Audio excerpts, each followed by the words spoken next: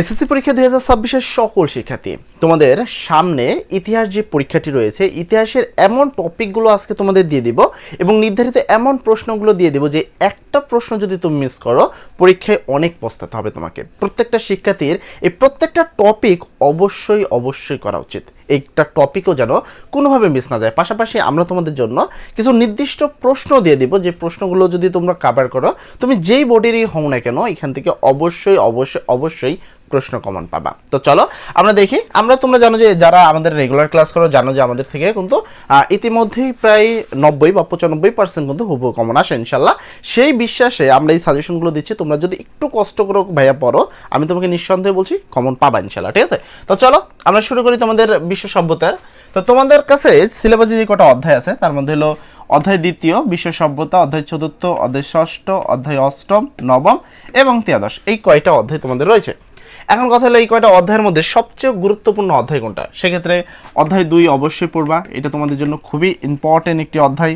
ঠিক আছে, আমি যদি এখানে বলি তো অধ্যায় 2 তোমাদের জন্য ইম্পর্টেন্ট, এই অধ্যায়টা তোমাকে পড়তেই হবে। পাশাপাশি তুমি যদি বলো 4 নম্বর অধ্যায় তোমাদের জন্য ইম্পর্টেন্ট, চতুর্থ অধ্যায় প্রাচীন, এটা তোমাদের জন্য ইম্পর্টেন্ট, তারপর অধ্যায় অষ্টম তোমাদের জন্য ইম্পর্টেন্ট। তো মোটামুটি যদি সর্বনিম্নও ধরি সেক্ষেত্রে কিন্তু এই কয়টা অধ্যায় তোমাদের জন্য খুব মানে অ্যাডভান্স লেভেলের এই 3টা অধ্যায় তোমাদের গুরুত্বপূর্ণ। এগুলো থেকে প্রশ্ন আসবেই। এখন প্রশ্ন হলো এগুলো থেকে আমরা কি পড়বো আর সামনে হলো কি প্রশ্ন পড়বো। দেখো আমরা এখানে তোমাদের বলে দিচ্ছি, পাশাপাশি এখানে কিছু প্রশ্ন তোমাদের জন্য নির্ধারিত করে দিয়ে দিচ্ছি। এই প্রশ্নগুলো এবং এই টপিকগুলো যদি পড়ে নাও তোমার পরীক্ষা কেন্দ্রে 95+ মার্ক কেউ আটকাতে পারবে না, নিঃসন্দেহে থাকো। তো চলো কি পড়বা এই অধ্যায়ে, মানে সৃজনশীলের জন্য ফাইনাল সাজেশন কি পড়বা সৃজনশীলে। অধ্যায় 2 থেকে পড়বা সিন্ধু সভ্যতা, খুবই গুরুত্বপূর্ণ একটি টপিক।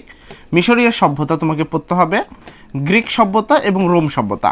এইটার মধ্যে যদি আবার কেউ বলে ভাইয়া এর মধ্যে আবার গুরুত্বপূর্ণ দাগিয়ে দেন, সেক্ষেত্রে আমাকে দাগ দিতে হবে হলো তোমার মিশরীয় সভ্যতাকে দাগ দিতে হবে, রোম সভ্যতাকে দাগ দিতে হবে এবং সিন্ধু তুমি চাইলে পড়তে পারো, বাট মিনিমাম এই 4টা তোমাকে পড়তেই হবে। তার মধ্যে এই 2টা সবচেয়ে বেশি ইম্পর্টেন্ট। তারপর অধ্যায় চতুর্থ অধ্যায়ের কথা যদি বলি, তো এই অধ্যায় থেকে তোমাকে কি পড়তে হবে। এই অধ্যায় পড়তে হবে পাল বংশ তোমাকে পড়তে হবে, সেন বংশ পড়তে হবে এবং প্রাচীন বাংলার তোমার কি শাসন ব্যবস্থা এটা পড়তে হবে। এটার মধ্যে যদি সবচেয়ে বেশি গুরুত্বপূর্ণ বলো সেক্ষেত্রে পাল বংশ তোমার জন্য অবশ্যই গুরুত্বপূর্ণ, প্রাচীন বাংলা সভ্যতা এটা তোমাদের জন্য অবশ্যই গুরুত্বপূর্ণ, এই টপিকটা পড়তে হবে। এরপরে আসি তোমাদের ষষ্ঠ অধ্যায়। এখান থেকে তোমাকে মোটামুটি 3টা জিনিস পড়তে হবে, স্বাধীন সুলতানি আমল, 12 ভূঁইয়ার ইতিহাস এবং বাংলার মুঘল শাসন। এইটার মধ্যে আমি যদি কথা বলি যে এগুলোর মধ্যে একটু টপিক মানে সবচেয়ে গুরুত্বপূর্ণ টপিক কোনগুলো এখানে একটু ছোটো করে নিই। আচ্ছা, এগুলোর মধ্যে তোমাকে এটা পড়তে হবে, দেন হলো মুঘল সম্রাট এটা পড়তে হবে, এর মধ্যে পাল বংশ তোমাকে পড়তে হবে এবং এটা পড়তে হবে। এই কয়টা টপিক তোমাকে মাস্ট বি পড়তেই হবে, মানে এর কোনো বিকল্প নাই।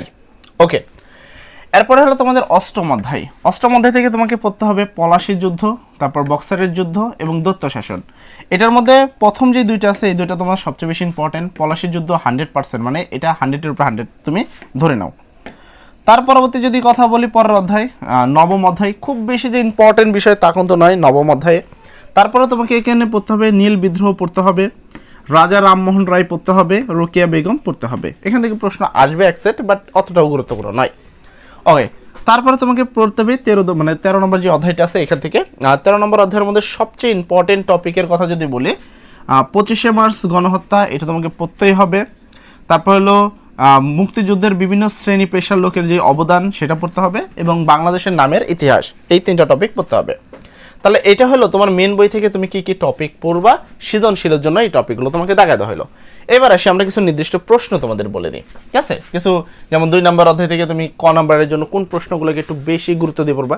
এমন নয় যে এই প্রশ্নগুলো 100% এগুলোই আসবে, বাট এইগুলো বিগত সালের সবচেয়ে রিপিট প্রশ্ন। আমি যখন 2016 থেকে অ্যানালাইসিস করছিলাম 2025 পর্যন্ত, তখন দেখা গেছে কি যে এই প্রশ্নগুলো সবচেয়ে বেশি আসছে। তাই আমরা বলতে পারি যে এইগুলো তোমাদেরও আসার চান্স সবচেয়ে বেশি। একটু কষ্ট করে হলেও এই প্রশ্নগুলো তোমরা পড়বা। ওকে, তো প্রশ্নগুলো পড়তে হবে অধ্যায় 2 জ্ঞানমূলক প্রশ্ন। ঠিক আছে, তো এখানে এগুলো রয়েছে। আচ্ছা, এই প্রশ্নগুলো আমি একটা কাজ করি তোমাদের দিয়ে দিই, মানে এখানে একটা করে পড়তে লাগলে অনেকটা সময় লাগবে। যেমন হিরোফ্লিক বলতে কি বোঝো, দেন এগুলো নাকি। তো এগুলো এখন কথা হলো যদি আমি তোমাকে দিয়ে দিই তুমি কোথায় পাবা। দেখো আমি কিছুক্ষণের মধ্যে এই পিডিএফটা তোমাদের দিয়ে দিব। এখন পিডিএফটা তোমরা কোথায় পাবা, এই ভিডিও ডেসক্রিপশনে দেখো এবং ফার্স্ট কমেন্টে দেখো, আমি তোমাকে একটা লিঙ্ক দিয়ে দিছি, ঠিক আছে? তো ডেসক্রিপশনে দেখবা যে আমরা তোমাদেরকে একটা লিঙ্ক দিছি, অথবা আমাদের মেন যে চ্যানেল আছে মেন চ্যানেলের নিচে চলে আসবে, একটু কষ্ট করে নিচে আসবা, আসে দেখবা লেখা আছে বিএসসি রাসেল এইচএসসি।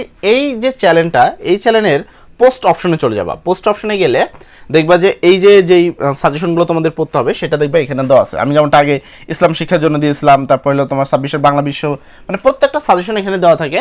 তো এখানে তোমাদের টোটাল সাজেশনগুলো দেওয়া থাকবে, আর খুব অল্প সময়ের মধ্যে আমরা তোমাদের ফাইনাল এমসিকিউ ক্লাসটা নিয়ে আসবো। তো সর্বোপরি কথা, এতক্ষণ সবাই ভালো থাকো, সবার জন্য দোয়া করি।